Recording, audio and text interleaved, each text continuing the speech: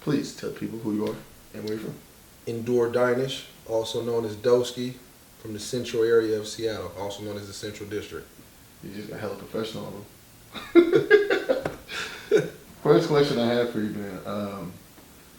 Everybody really considers you like the big homie. You know what I mean?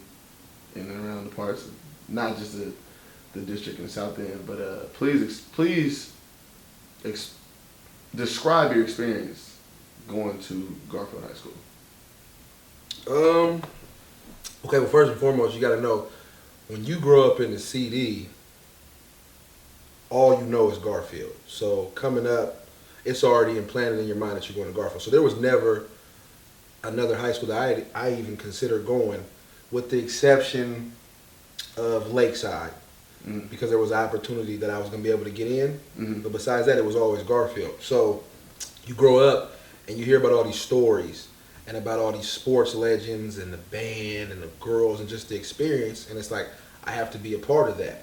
Now, it's very rare that you end up being a part of something and it lives up to the expectations that you have of it.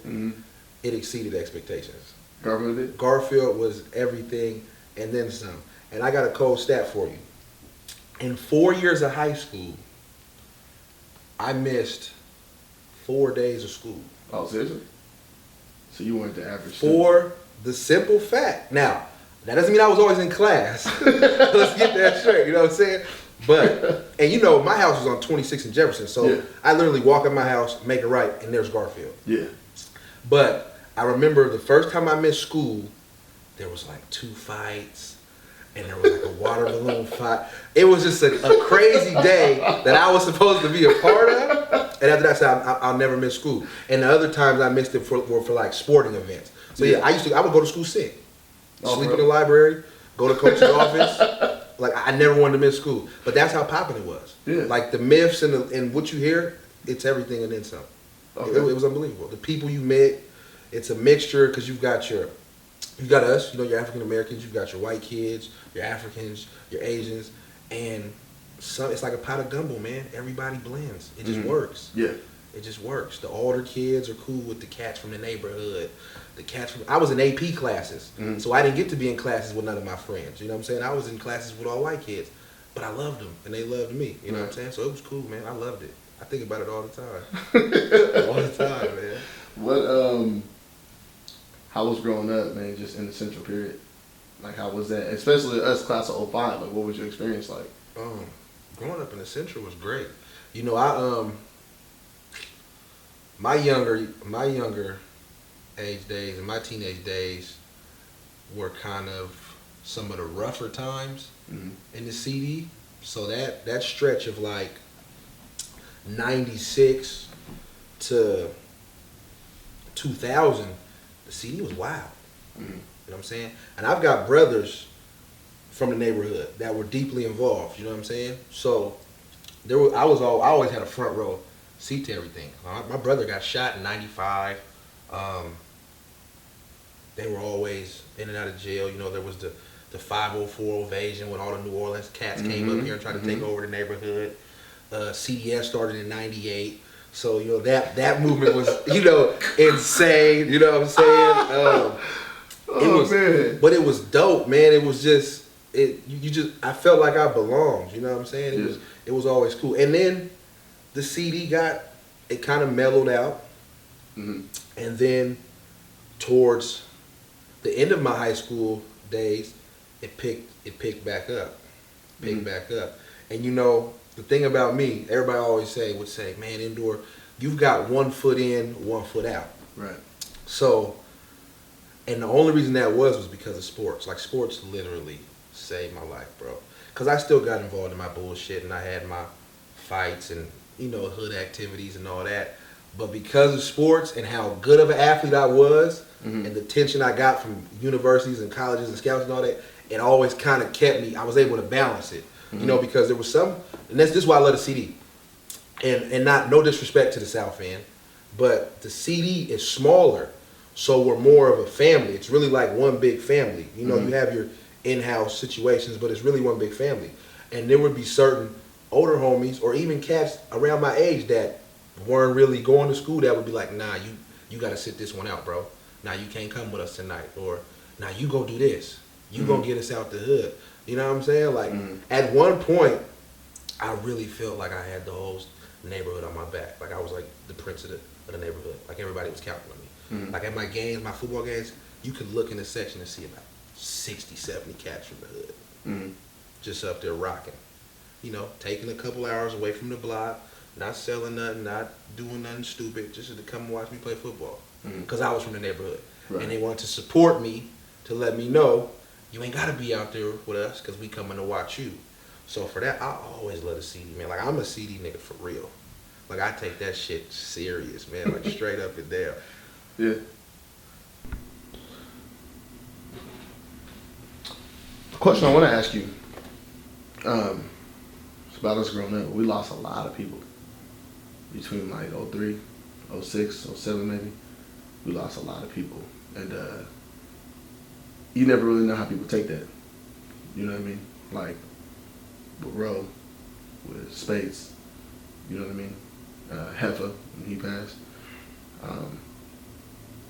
When you think back on those times and those people, like, what are your memories that you took away? Man.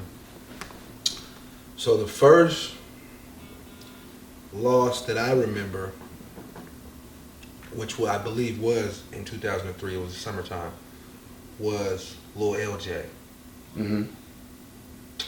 They was coming home from that AAU trip.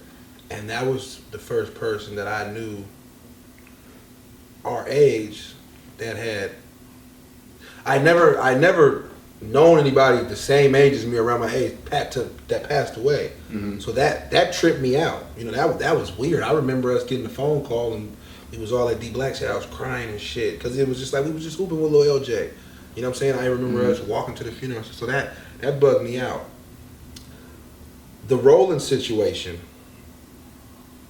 still haunts me to this day because that was one of my dearest and closest friends, and it just August 28th, 2005. Like my first tattoo. Like it was crazy. I left for college August 12th, Reese. So I had been gone 15 days, something like that, and to get a phone call. Dejanay crying, yelling, telling me he's gone and all these voicemails and shit. It was weird because I remember that night I went to a bonfire college party and got wasted. I was fucked up. Like I blacked out. So I remember getting that phone. I know I got the phone call from Dejanay and I kind of was like, what? What are you talking about? Went to sleep and woke up and had like 100 missed calls, all these voicemails. And then I remember just breaking down, man. And it didn't, I was like, man, my friend's not dead. What are we talking about?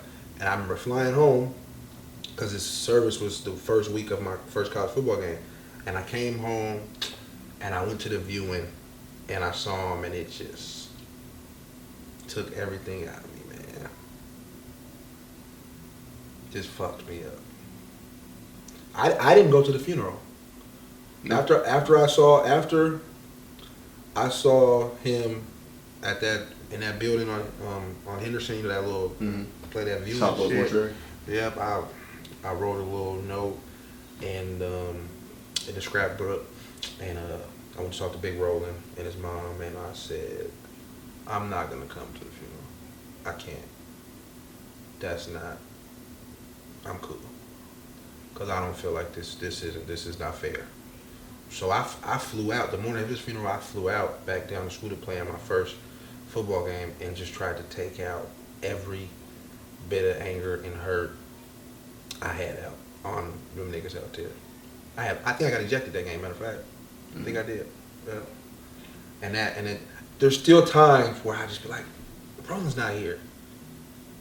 There's so much shit he missed out on that he was supposed to be a part of. And it just wasn't fair. You know what I'm saying? Then when I remember the D-Space shit happening, I wasn't there at that club, but I heard how it happened. I just like, it didn't make any sense. You know what I'm saying? And then Heffa, you know, man, Heffa was an amazing football player. And I don't give a lot of niggas props. He was nice. And Heffa he just went down the wrong path. You know? He went down the wrong path, man. And you know it was fucked up, man. Death is not a cool thing. It's just not cool. And it's so unexpected. And the most unfair thing, so for like in like D Spades, LJ, and Roland's cases, all three of them were car accidents. Mm-hmm. So when you like when you from the neighborhood, when you from the hood, like perfect example was like my brother. Cancer killed my brother. Who can I be mad at? Mm-hmm. Can't go beat nobody up. I can't go fuck shit up. I ain't got nobody to be mad at. That's the worst thing. Like I believe D Spades was like a truck. It's similar. Like how can you who you like people that really were affected by that? Who they go hunt down the truck driver? You know what I'm saying? Like Baby Roe was in a freak car accident. A lot of us still don't even know the whole story truthfully, but everybody in the car was damaged. You know, everybody was hurt. He's the only one who lost his life. So it's like, who can we be mad at? You know what I'm saying? Like, and even like LJ's, I remember the driver fell asleep at the wheel, and I remember they said LJ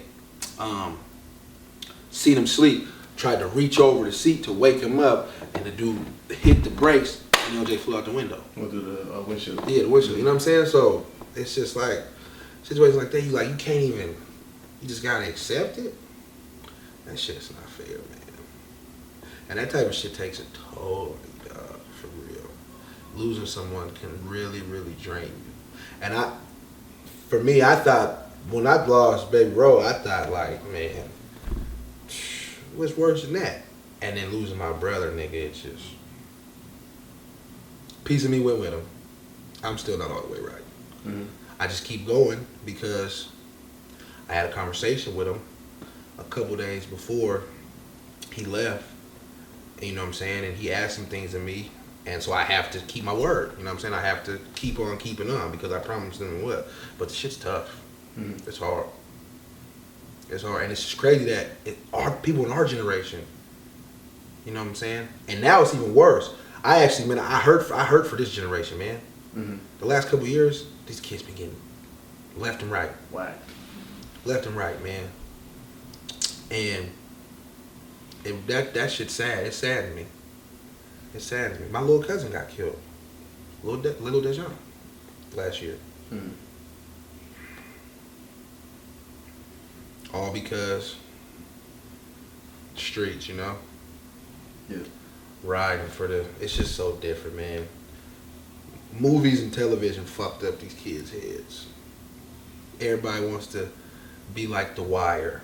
Mm-hmm. And shit like that, you know, living out what you see on TV or what you hear about in the music. You know, it was serious back in the day, but niggas was fighting. Yeah, there might be one nigga. Somebody got shot, a couple people. Yeah, it wasn't that serious. But it'd be rare. Right. And niggas wasn't dying. Like somebody, back in the day, like especially in the 90s, if somebody died, it was like a shock. Like, whoa. Now, it's almost expected. Right. Oh, such and such got killed Thursday. Oh, such and such got killed Saturday. You hear about what happened at Lou's last night? 2 people got killed. Right. This is the norm? This shit's not cool. Right. And that type of shit to make you want to stay away. Absolutely. Mm-hmm. And no wonder why there's so much gentrification in the city. Now everybody getting pushed out. Right. Because of the shit that's happening. Because of that. In part. Not all the way. But it justifies it in a sense. Yeah. Gives them reason to be able to do it. And they said, look at what happened here. Yeah. Look at what you're doing. Mm-hmm. So we're going to move in here because it's 5-10 minutes away from downtown. And we need to be accessible to downtown. You can see the water from everywhere. Yeah. Well, I appreciate you, bro. No problem, man. I appreciate you for having me. Yeah, absolutely. Absolutely, brother.